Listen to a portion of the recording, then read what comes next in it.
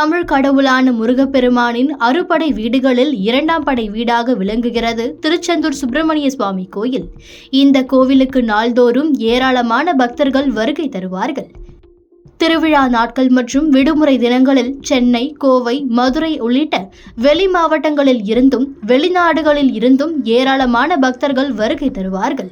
கோவிலுக்கு வருகை தரும் பக்தர்கள் கோவில் முன்புள்ள கடற்கரையில் புனித நீராடி கோயிலில் சுவாமி தரிசனம் செய்வார்கள். மேலும் பௌர்ணமி நாட்களில் கோவில் கடற்கரையில் இரவில் குடும்பத்தோடு தங்கி வழிபாடு செய்வார்கள். இந்த நிலையில் தொடர்ந்து கோவில் கடற்கரையில் கடந்த சில தினங்களாக கடலின் சீற்றம் அதிகமாக காணப்படுகிறது. கடல் சீற்றத்தின் காரணமாக கோவில் முன்புள்ள கடற்கரையில் அதிக அளவில் கடல் அரிப்பு ஏற்பட்டு வருகிறது. இதனால் சுமார் 20 அடி நீளத்திற்கு 10 அடி ஆழத்திற்கு இந்த கடலில் அரிப்பு ஏற்பட்டுள்ளது. இதனால் கோவில் முன்புள்ள கடலில் இறங்க அமைக்கப்பட்டுள்ள படிக்கட்டுகள் பகுதியில் இந்த கடல் அரிப்புகள் ஏற்பட்டுள்ளது. இதனால் படிக்கட்டுகள் வழியாக பக்தர்கள் இறங்க முடியாத நிலை ஏற்பட்டுள்ளது. இன்று அதிக அளவு கடல் அலைகளின் சீற்றத்தின் காரணமாக 2வது நாளாக அதிக அளவில் இந்த அரிப்புகள் ஏற்பட்டுள்ளன. எனவே படிக்கட்டுகள் வழியாக இறங்கும் இடத்தில் தகரத்தை வைத்தும் தடுப்பு வேலைகள் அமைத்தும் அடைக்கப்பட்டுள்ளது. கடந்த நவம்பர் மாதம் இதேபோல் பக்தர்கள் கடற்கரையில் இறங்கும் இடத்தில் கடல் அரிப்பு ஏற்பட்டது.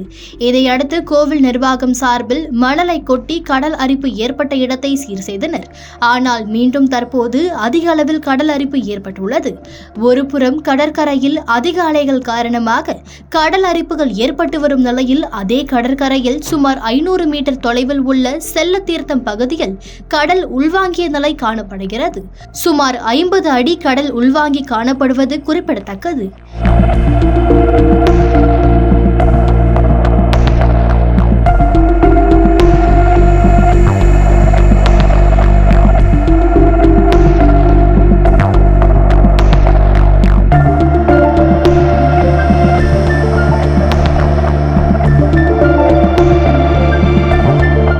இதனால் பாறைகளும் மணல் திட்டுகளும் அதிகமாக காணப்படுகிறது.